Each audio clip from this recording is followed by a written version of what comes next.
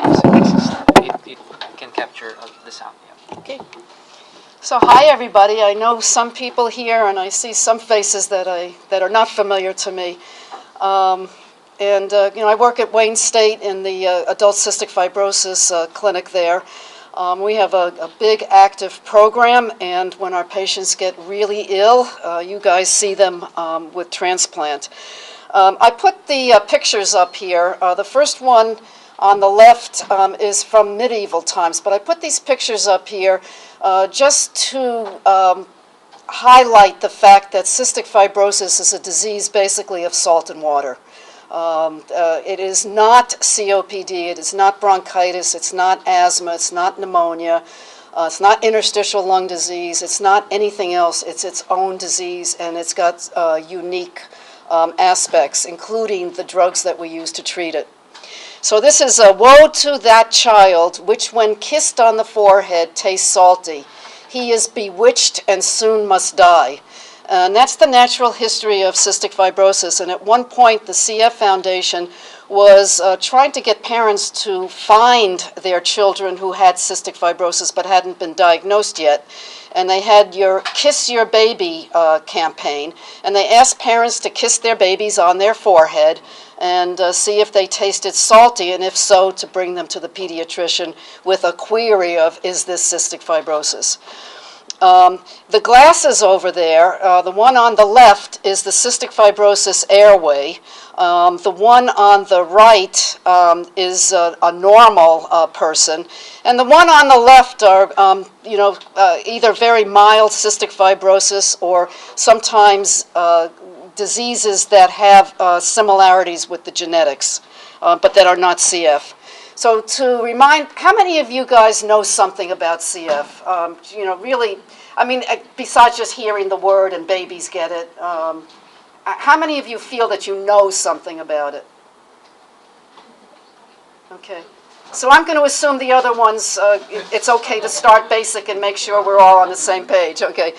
So this is a genetic disease. For any fellows or residents here, you don't want to say this is a person who has cystic fibrosis since he was age 10, because this person had cystic fibrosis as soon as there was, a sperm meeting an egg. So two-cell embryo has cystic fibrosis. It's autosomal recessive, and in 1989, the gene was the gene for cystic fibrosis, and more technically for the protein that is abnormal in cystic fibrosis, was discovered in 1989. It's on the long arm of chromosome 7, which is pictured over there. And remember, with the chromosomes, you've got 2 of each type, one that you inherit from your mother and one that you inherit from your father. And the diagram on the right shows 2 parents who are carriers. They are asymptomatic. And the chromosome is shown to the right of them down at their feet. And you can see that the 2 parents have one abnormal red cystic fibrosis gene. That's a mutation that they have. And with their children, they will have 50% of their children will also be carriers. 25% will be completely normal, and the other 25% will have cystic fibrosis. So these guys are unlucky from day one. Their siblings, if they have enough of them, are going to be healthy. So the cystic fibrosis gene codes for what is called the gene product. And in cystic fibrosis, it codes for a protein called cystic fibrosis transmembrane regulator. And there's a picture down on the bottom. On the left is the chromosome, and you can see the abnormal cystic fibrosis gene, highlighted in red there. And the product is going to be an abnormal or mutant type of CFTR. Now, CFTR, we all have CFTR, and those of us who don't have cystic fibrosis have a CFTR that functions normally. And it is that abnormal CFTR that is responsible for all the manifestations of tuberculosis. I'm used to giving TB talks, cystic fibrosis. So the CFTR plays an important role in the epithelial lining cells of a number of organs, and this is not a complete list, but it's the ones that are important clinically. The lungs and sinuses, You get bronchiectasis in your lungs, and I'll talk a little bit more about that.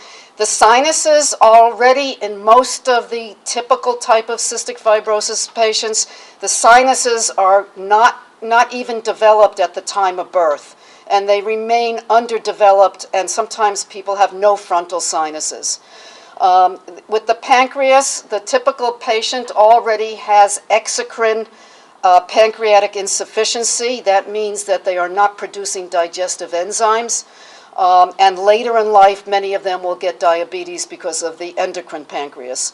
Liver, you get steatosis, and if you're unfortunate, you get end-stage liver disease. In the intestines, you have the same salt and water problems that I'm going to describe in a moment with the lungs. The salivary glands are not really important, but we use the sweat glands in diagnosis. And in the testes, you have male infertility. So what is CFTR? It functions as a cyclic AMP chloride, and I put in parentheses anion because the main part of CFTR is to be a secretor of chloride, but it also transports bicarbonate, which is important. So when we usually talk about this, we talk about it being a chloride channel, but I just want to highlight that bicarbonate also goes through it and has some important, that's important clinically. It also functions as a regulator of other channels and transporters. And the location, I'm using the same picture again. Let me get my arrow here. See if I can make this show up. So this is the basement membrane of an epithelial cell. This is the inside of the cell. And if we're talking about the lung, this is the airway. So this is where this protein must fit in order for it to function properly. If it's not there, 46% of our CF patients, it is not there, and they have cystic fibrosis, the typical kind. It regulates salt and water composition in the airways of the lung. And again, that's the first abnormality that gives you the clinical manifestations of CF. So it's a salt and water disease. Now this is another cartoon that is showing you several respiratory cells, airway lining cells. You've got the cilia over here. There's your CFTR. It's got two transmembrane domains, this one and this one. And then you've got a calcium-activated channel, which I'm not going to talk about. That will change acutely if there are acute changes, but it's not really responsible for homeostasis. And then you've got ENaC, which is the sodium channel. And under normal circumstances, with normal CFTR, CFTR secretes chloride into the airway, but it also down-regulates the sodium channel. So it is preventing sodium from being pulled out of the airway. And in that way, it's basically maintaining the homeostasis, especially of the airway liquid. Periciliary liquid is what it's called. And in this picture, it is normal. And then I mentioned also, I don't want to forget, and I'm just mentioning it again just to make sure that you guys know, that bicarbonate also goes through that CFTR, not as actively as chloride does. And this is again a normal lung, and we protect ourselves from the bacteria that come into the lung by moving our mucus blanket with our functioning cilia that are sitting in nice, moist airways. And neutrophils come in. In the process, you end up with lactoferrin and a lysozyme, but this is a normal airway that I'm showing you over here. And this is what happens in cystic fibrosis. Down here, you have no periciliary liquid. The cilia get completely smashed, so they are basically not functioning. There's a huge amount of very abnormal mucus sitting there. It traps bacteria. The bacteria, bring in neutrophils, and you've got an infected, inflamed, obstructed airway. And this is what you see clinically over here. This is a cystic fibrosis bronchus. The airway is thickened. This is what it looks like, cross-section, or actually not cross-section. whatever. And the radiologists are also always going to tell you there's interstitial infiltrates. And I'm showing you right over here, this is not interstitial infiltrates. This is bronchiectasis. And if you look carefully at x-rays, you will see some of these thickened lines that will tell you that this is not interstitial disease, that this is actually airway disease. So from the gene mutation to the lung disease, I'm going to show you here with highlighting some treatment opportunities, because I got asked to talk about treatment. But I can't talk about treatment without having you understand something about cystic fibrosis. Otherwise, you just wouldn't understand it. So you've got the CFTR gene mutation. Gene therapy is still actively being investigated since 1989. I remember in 1989, Francis Collins was here in Michigan at the University of Michigan. They announced the CF gene. I think the next day they started talking about gene therapy, and that was in 1989. This is going on in England, and the CF Foundation is now talking about, you guys know about CRISPR, the gene editing kind of technique? They are talking about having a single treatment to cure cystic fibrosis using CRISPR. And that's where they're going to be starting to pour in a lot of their money. We just want to bankrupt your transplant program by preventing patients from ever getting that sick. So that is going on, but I'm not going to mention it again. I will talk a lot about CFTR modulation because I think that is why I got invited here, to tell you about some of our very new and very exciting drugs. Abnormal ion transport, you could look at trying to correct that. The depletion of the periciliary fluid, we want to restore it. We do have one treatment that, it helps. Abnormal excess mucus, we want to alter that. Abnormal mucociliary transport, we certainly want to have everything improve it. Airway obstruction and airway clearance, and I have these pictures here to highlight. Don't ever forget that one of the mainstays of treatment for cystic fibrosis is just airway clearance, just the old physical beating the crap out of the lung, shaking it with a vest, and the other devices. I have Aerobica over here. There are many of these devices. I'm not pushing Aerobica, although it does work. Then you get altered secretions. That gives you airway obstruction. That gives you infection. And obviously, anti-infective agents are extremely important. And unfortunately, we really need new ones because the drug companies are just not interested in it anymore. And then inflammation and anti-inflammatory agents are available, but they're certainly not panaceas. So what really happens, though, is tissue destruction and bronchiectasis. Nothing is going to bring that back again. And for respiratory failure, we have transplant drugs as a mechanism and other transplant techniques. But unfortunately, many of our patients die. They're not candidates for transplant, and we still have a good number of people who die. Most people with CF die of CF. Not everybody, but most people. And you guys see this in the operating room, what the lung looks like. So goals of therapy, and I borrowed the first 3 points off the Canadian Cystic Fibrosis Foundation. I kind of liked their points, so I decided that they were good and I would put them here. We want to preserve lung function. We want to minimize pulmonary infections and inflammation, and that means using chronic maintenance therapies, and I will talk about some of those. We want to restore pulmonary function, symptoms, and level of inflammation after an acute pulmonary exacerbation, and we aggressively treat exacerbations. And I hate the word colonization when people say that cystic fibrosis patients are colonized by something like Pseudomonas.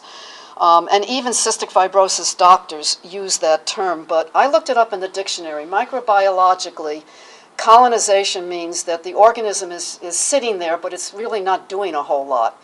And the person and the organism are coexisting. And that is, just not true, because these bugs are what causes a lot of the progression in these cystic fibrosis patients. We want to maintain adequate nutrition, and I'm just emphasizing the non-drug ways that we do things, and this is a Mickey tube. Many of our patients, by the time they come to transplant, have feeding tubes, and the idea is that, first of all, their energy requirements are extremely high because of this infected lung. Their work of breathing is very high, and they just eat up calories like mad, and they simply just can't eat enough. Their stomach fills up, and they're coughing and so on. So what we do is have them sleep and just run tube feeding at night. And then finally, which the Canadian CF Foundation doesn't mention at all, but I think is very, very important, is to improve quality of life or maintain quality of life. And I think that's extremely important. Now I just want to put this here to show you the direct relationship between BMI, which is on the x-axis, and pulmonary function on the y-axis. We actually can improve. It's not just that people with bad lungs get malnourished. It also works the other way around. And so nutrition is an extremely important thing in cystic fibrosis. So I'm going to pause for a second because I tend to be, motor mouth, and just see if there's any questions or comments. And I'm going to dive into the drugs right after this. Any comments, questions? It's because I'm a great teacher and you understood it, or I'm a poor teacher and you fell asleep? I have one question, maybe we'll get into it as we get into this, but just recently published in Chest, they had this comment that the Canadians Cystic Fibrosis Foundation show they have like a 30% greater... My last slide. I'll let you get into that. Yeah, that was fascinating reading that. Hopefully I'll get there, but it's absolutely fascinating. Yeah, thank you. But he anticipated me. So the Cystic Fibrosis Foundation was formed in the 1950s when parents realized that, by the way, the disease was diagnosed in 1939, and less than 20 years later, parents realized that, doctors didn't know what they were doing, and all these babies were dying. So they formed the CF Foundation, and in more recent years, I'd say from the 1980s especially, there's been a real push to find a cure for cystic fibrosis, and they've really poured a lot of resources into doing that. And one of the things that they did in the 1990s is they built up the infrastructure for cystic fibrosis research by supporting the development of what are called TDNs, or Therapeutics Development Centers, within a therapeutics development network. So they provided education for people, funding for it, and they opened it up for people who are requesting grants. And we've been granted, we didn't get granted on the first cycle because we really didn't have any experience, but got some experience. And on the second cycle of opening up the TDN, we were granted. So you're seeing Michigan there. We're on the bottom of the thumb, and then Ann Arbor and Grand Rapids are part of the TDN.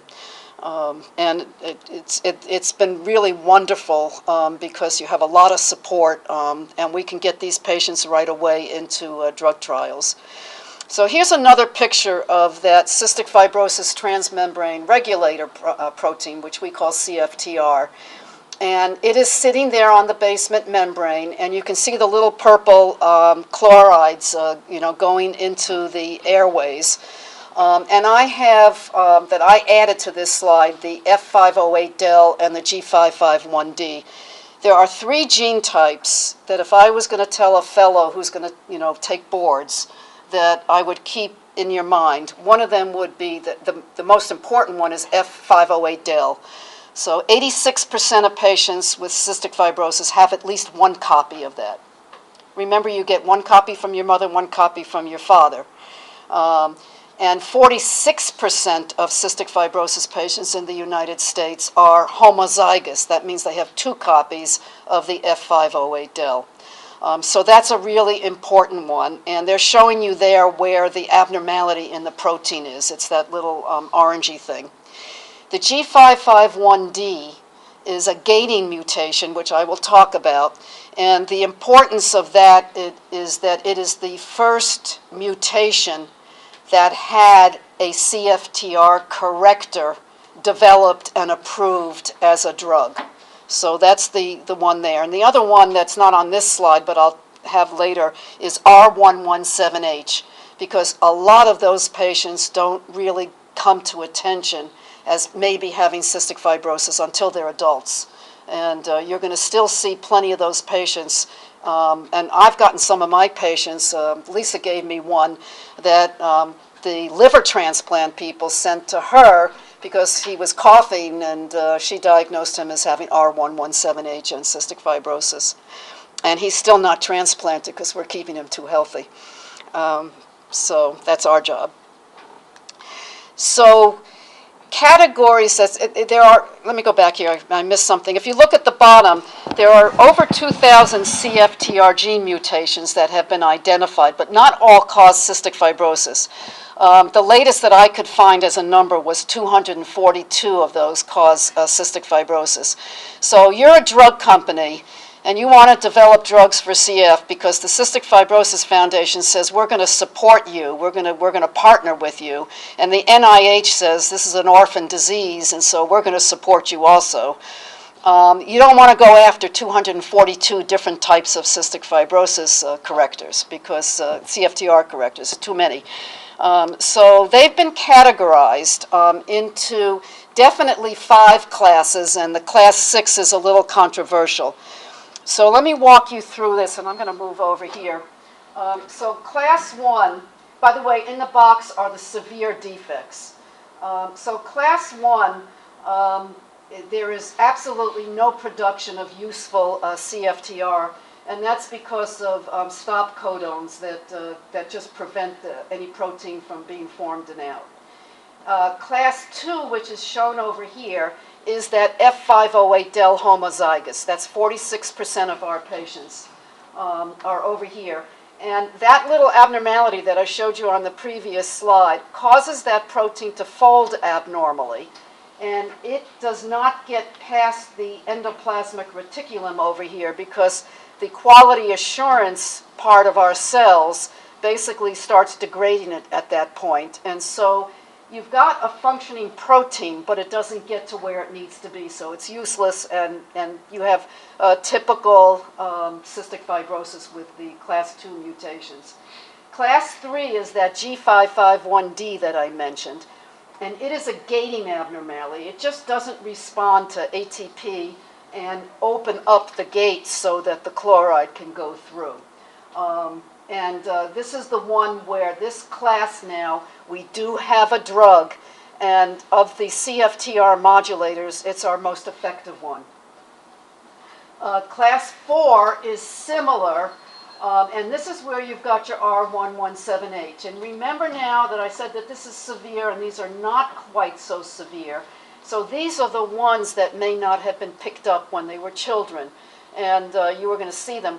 The urologists see them frequently. We get a lot of consults from urology because a lot of R117H male patients present with male infertility. And some of them do, and some of them don't have cystic fibrosis. So they send them frequently to us, and that's where you'll pick them up. So class 4, the gate works, the gate opens, but there's a conductance abnormality through here. And then class 5, you produce some transcripts, but the cystic fibrosis manifestations depend on how much functioning CFTR is sitting at the apical surface. So these people have milder diseases, and this is usually a promoter or splicing abnormalities in the formation of the protein. Yeah? As you were talking about gene defects and whether a patient did or did not have CF, is CF defined now based on still, so how does one make the diagnosis? If you have 2 abnormal genes, do you have the disease or do you not? No, because most of the mutations are not CF causing. So sweat chloride is still the Yeah, sweat chloride is going to be your first screening test. You can get a blood test in the clinic, so it's easy. You don't have to schedule it. You don't have to call up, how do I get my patient to the sweat lab? So a lot of people will do, even I do, will just do the basic panel because that's inexpensive and it's usually in-house. So you just do your basic, there's a carrier panel and there's a diagnostic panel. But what's done in-house, you're going to pick up a small fraction of 1% more by doing the diagnostic panel. And the expense is not going to be a whole lot different. So you could do it because you're trying to diagnose a patient. You could do the diagnostic panel. For carrier screening, you don't want to pick up really mild cases because, as a woman who has children, who was concerned about making sure I prenatally did something to prevent having a very sick child, even I, knowing cystic fibrosis, wouldn't have wanted a real mild mutation picked up. Because then you give people, give them decisions that are really difficult when the disease that their kids are going to have is really very mild. So the carrier one, which is for family planning, has fewer of the mutations. It'll pick up the more serious disease, and they were selected that way. And then you do we do genetic testing on everybody. We try to, get the gene, the type, because of these drugs, and because of getting them into clinical trials. We have to have the genetics. So if you don't get it in your diagnostic panel, we do gene sequencing, and there are a couple of companies that do the gene sequencing. You have to get insurance approval. If you can't get insurance approval, Children's Special Health Care Services will sometimes pay for that because they really want to know who doesn't have CF in the state of Michigan. So I hope that this is projecting well. Can you guys read the names on there? I borrowed this from the Cystic Fibrosis website, and you can pick it up. This is the drug pipeline, as they call it, and I just divided it into the types of corrections that we're going to be doing. So this one, because I thought you were going to be most interested in these drugs, I'm doing it up front in case I run out of time at the end. So this is put in columns that are called preclinical, phase 1 trials. So preclinical is your animal models. I'll actually take a minute to do this. So what they had the idea of doing is doing high throughput screening for looking at small bioactive molecules. So you can take these machines that are available and you can put thousands of small molecules, each in a little well, and you can do something like add bronchial cells from a cystic fibrosis patient. And each well gets, the two of that. You get the small molecule and you get the cell. And then you say, I want to see if chloride shows up, here. If I get chloride showing up out of the, I don't know, I don't want to get too into this, but some kind of thing that you want to have happen, and then something that shows it. And you can run thousands of these small molecules through. Then you're picking out the ones that are, giving you a signal, and then you're looking at it. You're doing toxicity, all these animal models. That even moves into phase 1. Late phase 1, early phase 2, you're starting to test it maybe on normal individuals, people who don't have the disease, very small numbers. The phase 2, do you get a signal that you're getting any efficacy in a person? It could be CF patients at that point. Dosing, your pharmacokinetics, your safety, and so on. And then the phase 3 are the big clinical trials where you're getting hundreds of people, and these are the multi-center trials. So Cftr, or the brand name is Kalydeco, is the drug that is used for the G551D patients, and it is on the market, and my next slide will have more information. The Lumacaftor, Ivacaftor, is called Orkambi, and they found that the Lumacaftor, they found that the Ivacaftor did not work in the homozygous delta F508 patients. And so they combined them, and sure enough, Orkambi was able to get FDA approved. It's not as effective as Ivacaftor is for the gating mutations. The STARS, by the way, are clinical trials that we participated in. So we were centers for those trials. We weren't the center. We were one of the TDCs that were involved in those drug trials. The next generation, they're closing up VX661. As we speak, I got an email this morning saying, 10 more patients screened, and then we're closing. We're closing admission. They tried it in one group of patients. It didn't work. The group of patients that it's continuing in, it seems to work. And they're going into bigger trials and hopefully get FDA approval, and that's going to be called Cftr. And then we call this Nivalis because the company is called Nivalis, and that's another both anti-inflammatory drug and a corrector. And then we've got a lot more now, and Vertex is just opening up their next generation. And if you look down at the bottom here, what they're planning to do is they're doing all kinds of combinations of these drugs, comparing in a particular gene type, not gene type, but the categories of the mutations, trying to figure out what works and what doesn't work. And then there are a whole bunch of other drugs here that I don't want to go into details on.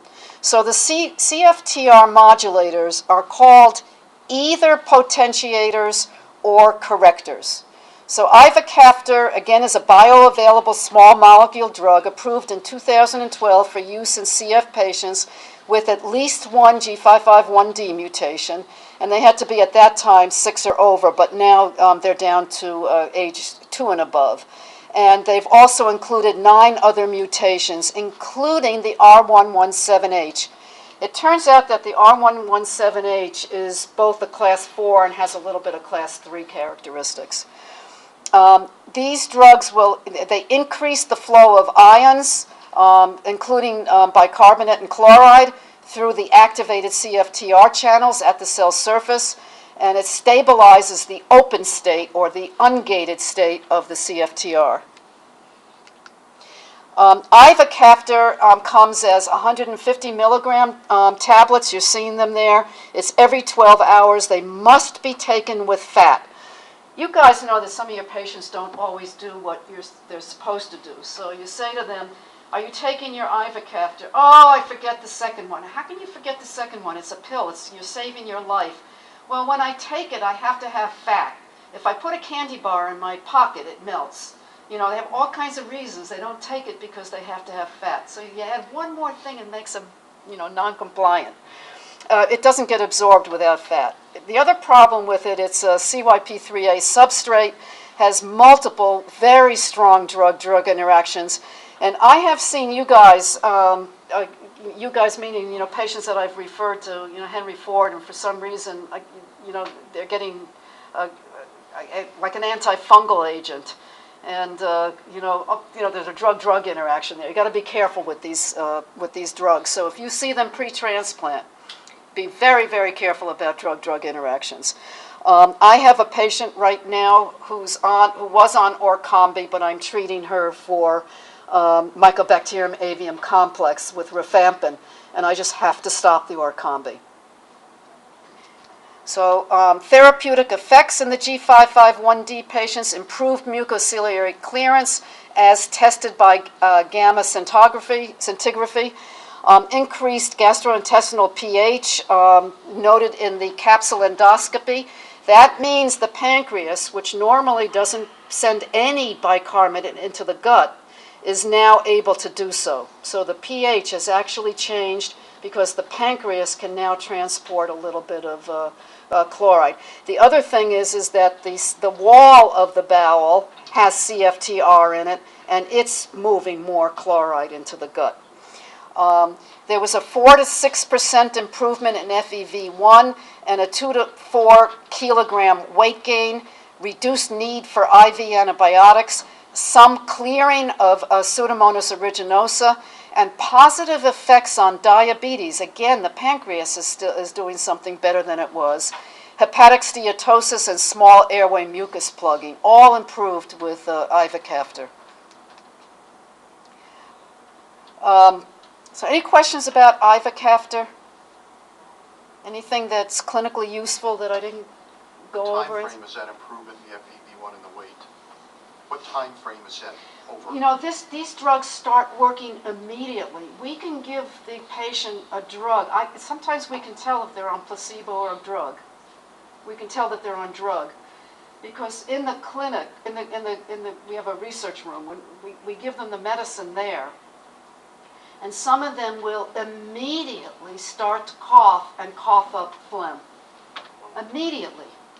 It's amazing. And if you look at the effects, they occur, the effects occur within the first week or two and are detected. So these work very clearly. All of a sudden, they're opening up a gate, and all of a sudden you're transporting all over your body more salt and water and bicarbonate. It's kind of amazing.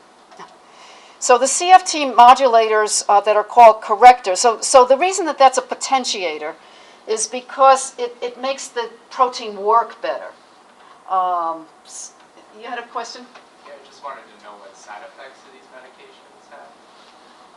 The Ivacaftor is very well tolerated, and I'm going to have a slide coming up that's going to go over that. The Orkambi is a little bit more difficult, so I put the side effects a little bit. You have to wait a couple of slides, but that's a very good question.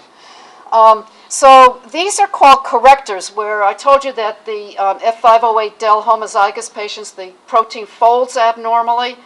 And so this is doing something, we don't know how these drugs necessarily work. There's a lot of research being done on it. But you can imagine if you unfold it, then it's going to get through the endoplasmic reticulum and up to the cell surface. So Lumacaftor is a drug that interacts directly with CFTR to facilitate that maturation of the protein in the cell and transport to the plasma membrane. And it's only been looked at in class 2 mutations, which is the F508del homozygous. And it did not work alone.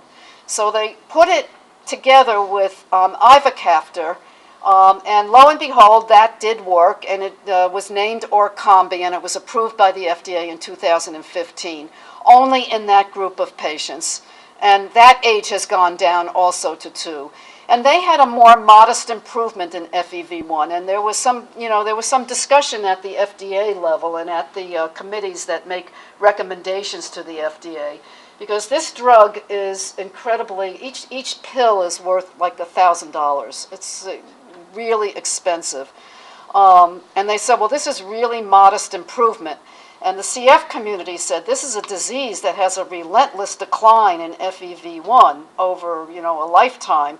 3% improvement to us sounds pretty good. And they did get it approved. But it is definitely more modest than Kalydeco. So this is a combination pill. So the pill has 200 milligrams of Lumacaftor and 225 of Ivacaftor, and it's 2 every 12 hours. And again, you have to take it with fat. And here was a 2.8 improvement in absolute percent predicted FEV1, but 22% of the patients had a greater than 5 or more percent improvement. So that's good. Adverse effects for Lumacaftor, Ivacaftor, elevated liver function tests in less than 1% of patients, and a little bit more than placebo. CF patients have up and down liver function tests. They have hepatosteatosis, again, because the ducts are clogged up with less fluid in the ducts. So they routinely will go up and down with their liver function tests. A larger number also had an elevated CPK. Most of that really was asymptomatic. Some of them occurred after patients exercised a lot, so it wasn't clear it was related to the drug. The Orkambi, to me, what I have seen most is this chest tightness or feeling of shortness of breath, sometimes coughing up more, which I always tell the patients, that means the drug is doing what it's supposed to do. And usually if you just, sit tight with that, it'll eventually go away, and then you start to see the good points. But I have one patient who has absolutely refused to continue. I think that was your patient that you sent me. Yeah. She refused to continue her Kalydeco. It was an R117H patient. I just remember that you sent her to me. The other one is GI symptoms. They're getting bloating, some diarrhea. And again, you've got a difference in the salt and water going into the gut. And again, this may occur very soon after starting the drug, even the first dose. Hypertension has been something that's been observed, and I'm starting to see it more, and it seems to get worse the longer the patient's been on the drug. And then menstrual abnormalities, and you cannot count on hormonal birth control to work with patients who are on Orkambi. And if people are already starting out with significant liver disease, there is a dose adjustment that you have to make.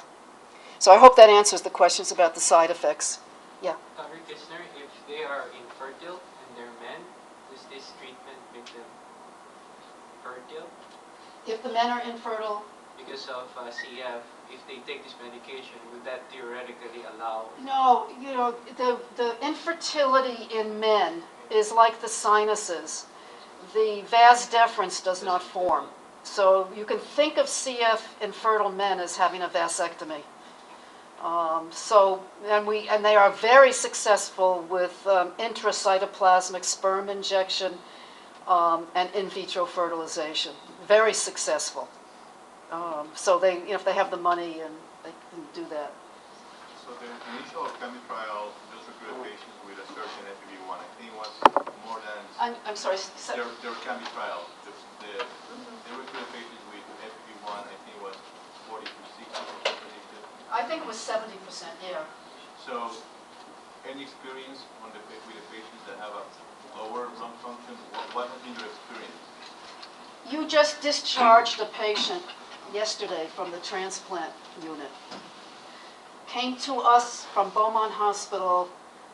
He had been followed at Beaumont Hospital. He had dropped out at the age of 16 from any cystic fibrosis center and was only on COPD medicine.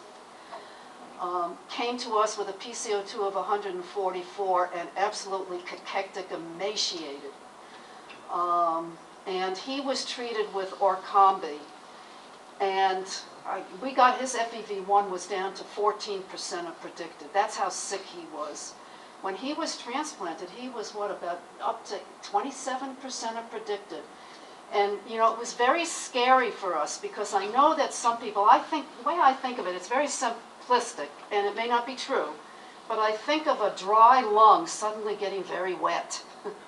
And that would smother you and give you chest tightness and everything else and make your PFTs worse. But if you sit there and wait, maybe the good parts will come. So that's my one experience. And I think part of it was the Orkambi. He also was able to gain weight, which is what we see with these patients. So this is my own experience with the CF patients. Before we had Orkambi, I don't think we had that kind of improvement as much. This could be wishful thinking. It could be, you know, and I don't think anybody has studied this. You know. Now they're looking at this long term, you know, so these patients are being looked at. So maybe, you know, in the future we'll know a little bit more about that. Okay, so this is just a picture showing you what happens here. So this is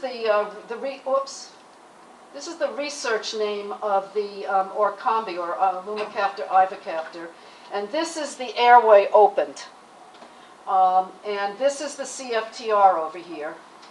And you can see that there's not a whole lot of CFTR there. And what is there is not working very well.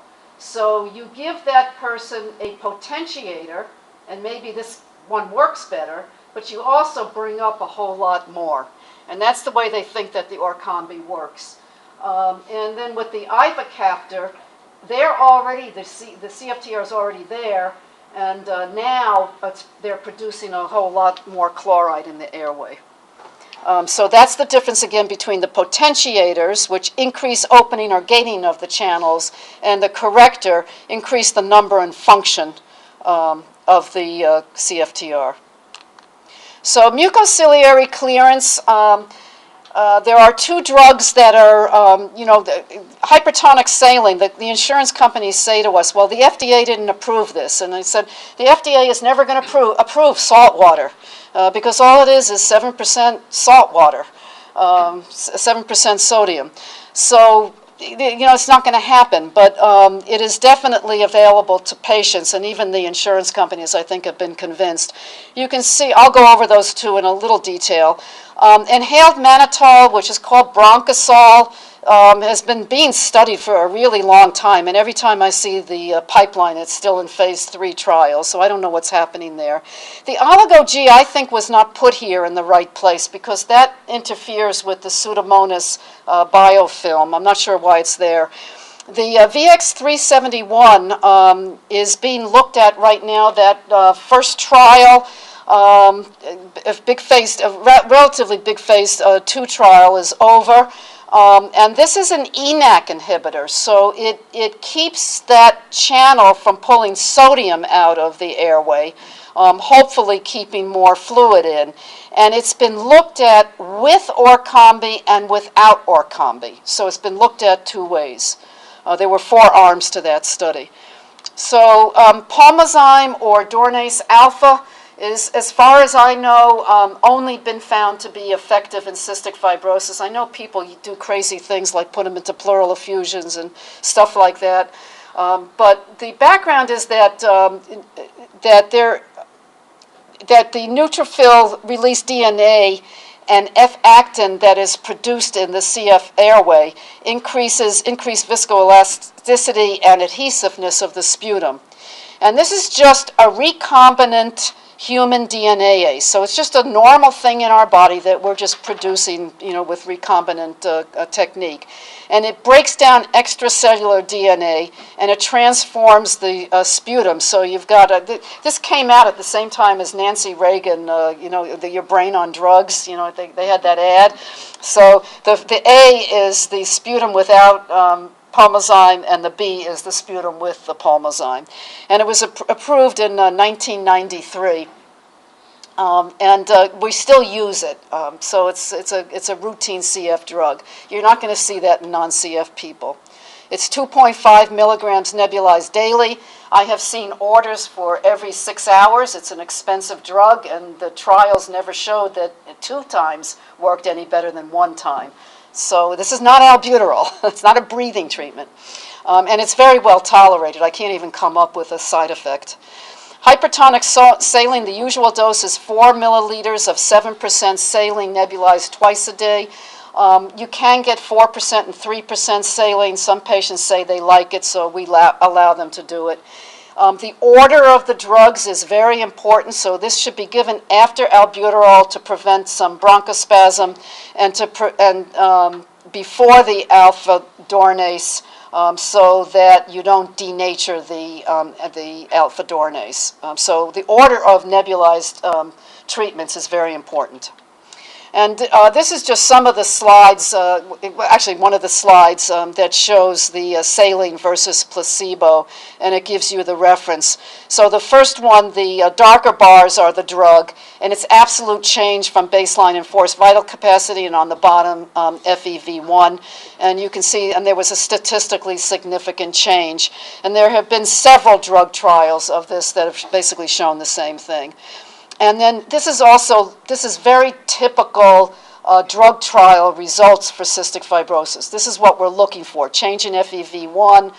Some of them look at FEF 25 to 75 because the pediatricians love that. And then the other important thing is time free from symptoms of a CF exacerbation. And you can see on the top that the drug is better and time free from exacerbation otherwise defined. So defined other than just symptoms. So that we feel that that's important data, and most of us will use it in our patients. Anti-inflammatory agents, ibuprofen I'll talk to you about.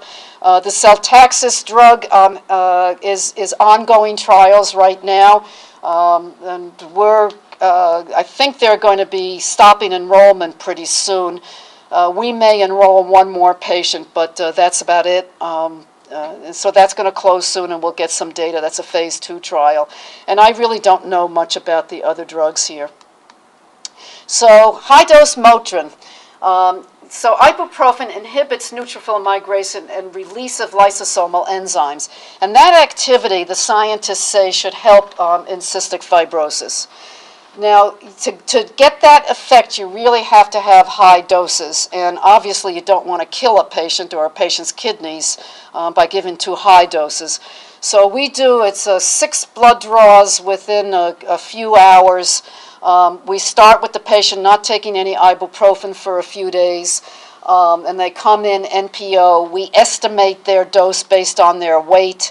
We get the first blood without them on ibuprofen to make sure it comes back 0. And then we just keep testing them. And we want at least one of those blood levels to be between 50 and 100 micrograms per milliliter. And we don't want it to be over that. And if it's under or over, then we adjust the dose. And the data is best in children. And this one didn't show an improvement in FEV1, but it showed a very significant decrease in the decline of FEV1 over time. And, we in CF think that's really important.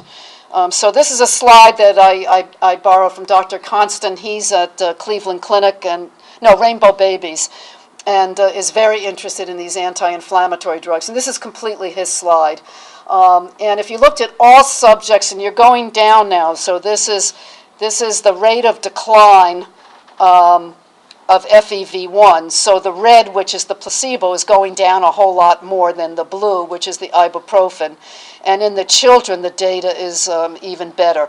So I reserve this for when people have aches and pains, and they're already taking a lot of ibuprofen or other drugs like it, and I say, hey, let's, maybe we'll do it this way, we'll get your pain under better control, and maybe we'll do something for your CF. So that's how I use it. So in those patients, Dana, how much ibuprofen sort of on average? Yeah, 1,200 to 1,600 milligrams twice a day. And CF patients come with supernormal kidneys. They have GFRs. Some of our patients have GFRs over 200. So That was my next question, yeah. they're tough. They've got really good kidneys. So anti-infective agents, azithromycin is put in there, but we don't really know the mechanism. Astrianum or Caistin, that's a really neat inhaled drug. It's given with an Altera. I should have put a picture here. An Altera nebulizer, which is trademarked by them. And you put the drug in there, and it kind of steams up, and within 2 minutes you've nebulized the drug. The downside is that it's 3 times a day, so it's difficult for some patients. And the other downside is it's 3 times a day in this nebulizer that you have to keep clean, and you're supposed to clean it between uses. So that's a little cumbersome for patients who are working and busy during the day. I'd have trouble finding, time to sit down and do that. Inhaled tobramycin nebulized. Inhaled powder, Toby in the podhaler. I'm sorry, I didn't bring pictures. I should have done that. It's a contraption that's a little bit smaller than this. It's narrower than this. And it's like Spiriva, where you put the capsule in, and instead of, it's like the twisthailer. So you twist it, and it pierces the capsule, and you go, and you take 4 capsules twice a day. And that's inhaled tobramycin. This drug, we participated in this trial, and I thought this was a fabulous drug. And the drug company, which at the time was Gilead, I don't know who owns it now, but they just decided not to carry this forward. So fosfomycin is a polymyxin, and it's very active against staph. And many of our patients are chronically infected with Pseudomonas and staph. And it is active even sometimes in MRSA. And so to have an inhaled agent that kills off Pseudomonas and staph in one fell swoop. And I thought we had, we didn't know who was on placebo and who was on drug, but some of our patients really liked it, and they just stopped it. But we're hoping that it's going to come back. Aerovanc is a powdered form of vancomycin, and just like Red Man syndrome, there are some patients who just don't tolerate this drug. At least in the form that we were using it in. Again, I don't know if that was placebo or real drug. I presume it was real drug. And it's coming back up for a different, I think they tweaked it a little bit, and the dosing, I think it was the high dose that that patients didn't tolerate.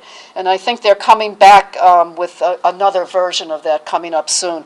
So hopefully we'll have an inhaled vancomycin for MRSA. Gallium is an anti-pseudomonal agent, and there are trials going on IV. And upcoming, they're still preclinical and inhaled, but we've already been asked to consider, how many patients do we think we might have that could benefit from that. And forget the nitric oxide. I don't want to deal with that. So just to remind you of the pathogens that you see, this is the bacterial pathogens. And so, getting antibiotics for these would be very nice. This is also a borrowed slide from Dr. Constant, and he called low-hanging fruit azithromycin. There have been a number of clinical trials on this drug, And his bullet, azithromycin, improved lung function, reduced exacerbations, improved weight gain. My addition is the mechanism is uncertain, whether it's acting as an anti-inflammatory agent or whether it has something to do with the biofilm of Pseudomonas, and it allows both the immune system and the antibiotics to get into the bug and make it, easier to kill the Pseudomonas. This has also been found useful in non-cystic fibrosis bronchiectasis, as hypertonic saline has. And the current recommendation definitely is recommended for chronic use in CF patients infected. See, infected, not colonized with, infected with Pseudomonas. My mouth gets ahead of my brain. What was I going to? I was just going to say something about this. Forget that. I was going to say something else, but I forgot what it is. So this again is just showing you the trials, and this is again a very typical CF results slide, and you can see FEV1 improved, the top lines which are darker. Proportion of participants remaining exacerbation-free at study day. So those are typical findings. Nutritional agents, very important to cystic fibrosis. And here I did put a picture. This is a neat little gadget called Relizorb. Have you guys seen it? No. I had a question. If any of the anti-infectives come in sinus rinse formulation? People are using it, but they're not. That would be really nice if they did, because the sinus organisms are very similar to the lung organisms. In fact, I'm surprised that nobody's done it. Yeah, very good question, excellent question. But the ENT people are using them in sinus rinses, but it hasn't been studied. So the Relizorb is a lipase, and you put it in your tube feeding. And so the tube feeding goes through this, and it breaks down triglycerides, which are high in tube feeding. Aqueducts are vitamin A, D, and K. These are the fat-soluble vitamins that CF patients don't absorb because of their pancreatic insufficiency, and some of them can get very deficient. Their vitamin K, they can get very severe, life-threatening hemoptysis. So these are very important vitamins. Your vitamin D level less than 10 is an immune-suppressed state. Your immunity to bacteria is not going to be good. And then the pancreolipase products, the pancreatic enzymes, it was the Cystic Fibrosis Foundation that forced the FDA to make companies go through drug trials to make sure that these were safe and worked, because prior to a few years ago, these were considered food supplements. We did do a phase 2 trial and an early phase 3 trial on the lipromase. And this is the pancreatic enzymes are all porcine products. They come from pork.